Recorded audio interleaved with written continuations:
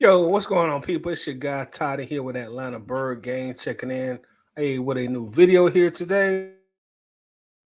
And what I want to do today is I want to actually take some time out and talk about what I feel like is a pretty big or pretty significant mistake the Atlanta Falcons made in the quarterback room this off season.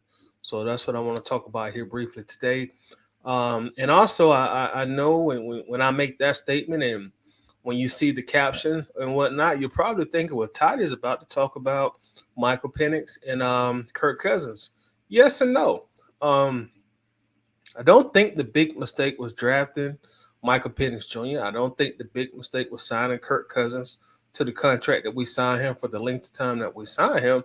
I'm probably going to surprise a few of you here, but I really think the big mistake the Atlanta Falcons made in their quarterback room in this past offseason was not retaining Desmond Ridder.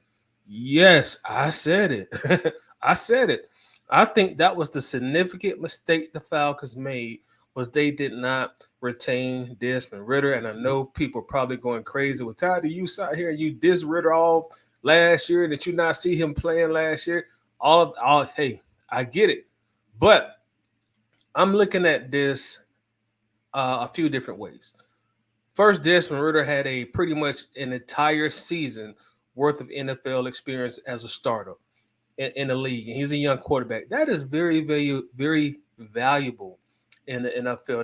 That type of experience is very valuable. So he now had that on his resume. And not only that, you start to look at some of the financial implications that trading Ridder made to the team and what we got back. Let's start with Taylor Heinicke. Taylor Heinicke now has a cap hit of $4.3 million this year, and he's pretty much an emergency quarterback on the team. He's QB3 behind Kirk Cousins, and also Michael Penix. So he's pretty much the emergency quarterback. You don't really expect to see him in the game at all. But the cap hit is $4.3 million. Now, that's a lot of money. Or that's a lot of cap hit you're taking for a emergency quarterback. Desmond Ridder's cap hit this year is $1.2 million. That's more of an ideal cap hit that you want for emergency quarterback. And when I looked at Ridder and when I looked at Taylor Heinicke, their play last year, they were pretty much equal to me. They're pretty much equal to me. I was not overly impressed, or I wasn't impressed at all with either quarterback. Desmond Ridder equaled Taylor Heinicke. Taylor Heinicke equaled Desmond Ridder. So, approaching the new season, if I have the same quarterback as far as my production goes, I naturally want to gravitate and keep the younger, cheaper quarterback, because maybe he has not hit his ceiling yet. Taylor Heinicke, at this point, he's what, 31? I think 31 years old. He is who he is at this point. He's not going to get better. In fact, he's probably going to start to decline.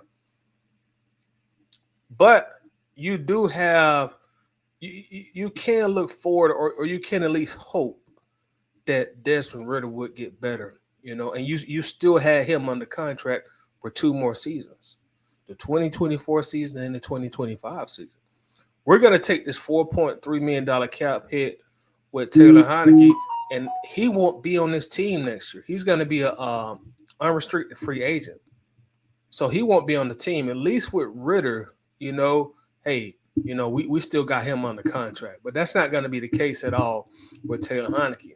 Now, I do understand that based on what we've been told, the Falcons were not sure they were going to get Michael Penix Jr. They were not sure. They were not exactly sure he would be there at 8.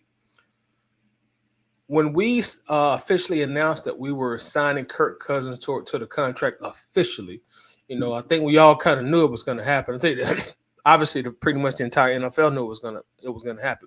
But when we officially announced that we were going to sign him, excuse me, if memory serves me correctly, the moment that word came out, we traded Ridder the very next day.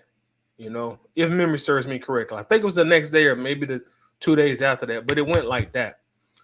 We traded him for Rondale Moore. Now, the thing about Rondale Moore, he has had a pretty, I'll say in his first 3 years in the league, he's had a decent NFL career. It's been decent. That's the best and the least I can give him. It's been decent. He's also a unrestricted free agent after this year as well. So we traded Ridder for pretty much essentially a 1-year rental as far as the contract terms go. And he's making, I think his cap hit this year is 1.6 million. Desmond Ridder's cap hit next year is about 1.4 million. It's about 1.2 million in 2024, and it's about 1.4 million in 2025. So everybody that's involved in this circle that I'm talking about is more expensive than Desmond Ridder is in regards to the cap hit. And we still could have had Ridder under contract for another year with a $1.4 million cap hit. And I know it's finding a emergency quarterback definitely isn't hard to do in the NFL, but that would at least been one less thing that would have been on our plate next year. We'd already had Ridder still under contract. You have Kirk Cousins here, you have Michael Penix Jr. here, and you'd have Desmond Ridder already under contract as well. Now, dwelling into something else that might have played a part of Ridder getting traded. I do recall, and as I'm sure you do recall, a famous quote Raheem Morris made when he took the Atlanta head coaching job on one of his press conferences. And I'm paraphrasing here, but I know you guys remember. He said, if the quarterback play was better this past season, I may not be here. He said, if the quarterback play was better last season, I may not be here. Now, I think if Raheem could do that moment over again, he probably would have been more political, or he probably would have said that in a different way. Because at the time, Desmond Ridder was still on the team. And of course, we knew he wasn't going to start this upcoming season, but, he's still in the building, And I don't think Raheem intentionally was trying to slight Ridder, but he did. And he did it publicly, And I think Raheem got caught up in the moment. He was just gung ho. He wanted to say the right things and have the right kind of energy at the press conference. And I just think he got caught up in the moment. But I don't think Desmond Ridder took too kindly of that. In fact, once he finally was traded, Desmond Ridder did respond to those statements. Again, I'm paraphrasing here, but he was like, he said something to the effect, it's a team game, and I played good 80% of the time, and I might have been playing bad 20% of the time. It was something to that effect, but he did address Raheem Morris's comments. So it could have been a case of once Raheem Morris said that, maybe Ridder just decided, I probably just need a fresh start. That could have been what was going on, because I honestly feel like Rondale Moore, 1 year left on his deal, that we could have still got him without giving up Ridder. He could not have been worth much on the trade market, obviously, by us giving up Ridder. But I feel like we still could have got him and kept Ridder. But I just feel like the Falcons made a mistake. I would have kept Desmond Ridder, and I would have let Taylor Heinicke go. If all things are equal, give me the cheaper guy, give me the younger guy, especially when we're talking about similar production and a similar skill set at this point in time. It would be totally different if Heinicke came out there and he was clearly better than Ridder was in 2023, but that certainly was not the case at all. So I would have definitely kept Desmond Ridder in here, had him under contract for 2024 and also 2025. Taylor Heinicke is going after this season, and also Rondale Moore is going after this season, unless we re-sign him, which we may not. We'll just have to cross that bridge once we get there. But again, I just felt like it made more sense to keep Ridder in the building. He was already familiar with the players here, and he had already built up some chemistry with guys as well. So as the staff said when they initially got the jobs, Zach Robinson and Raheem Morris, they were saying they were looking forward to working with Ridder and to develop him. But that did not happen. We ended up trading him, and now we got a very, very expensive emergency quarterback with a $4.3 million cap hit for emergency quarterback. And as of this recording, Michael Penix Jr. has not signed his rookie deal as of yet. So it's our quarterback room is very, very expensive in 2024. We could have slashed that.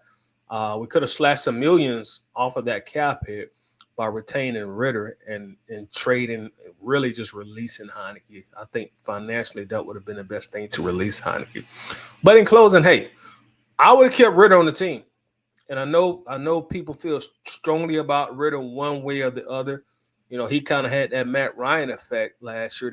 He was very polarizing. You either were real high on Ridder or you was real low on Ridder. But my opinion, I would have kept him in the building. I would have kept him in the building. Would not have chose Heinicke over Ridder. I would have let Heinicke get out of here. And that's what my quarterback room would have been. What's the difference in having Ridder as quarterback 3 in comparison to Taylor Heinicke as quarterback 3? What's really the difference there? But that's my thought on this, and I'm real interested to hear what y'all think. Give me your thoughts on this. Do you see my point? Do you think I'm making a point, or do you think I'm way off base? But tell me how you feel. Do you think the Falcons should have retained Desmond Ridder instead of trading him for Rondale Moore, or do you think trading Desmond Ridder was the best thing to do, maybe because he was just that terrible and he did not deserve to wear Falcons colors? But either way, make sure that you do comment, tell me your thoughts, tell me your opinions, and let's have a good discussion about this in the comment section.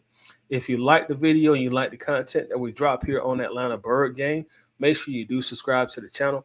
And also turn the notification bell on, and that way you get notified anytime we do drop new content. So with that said, I'm out of here. Peace.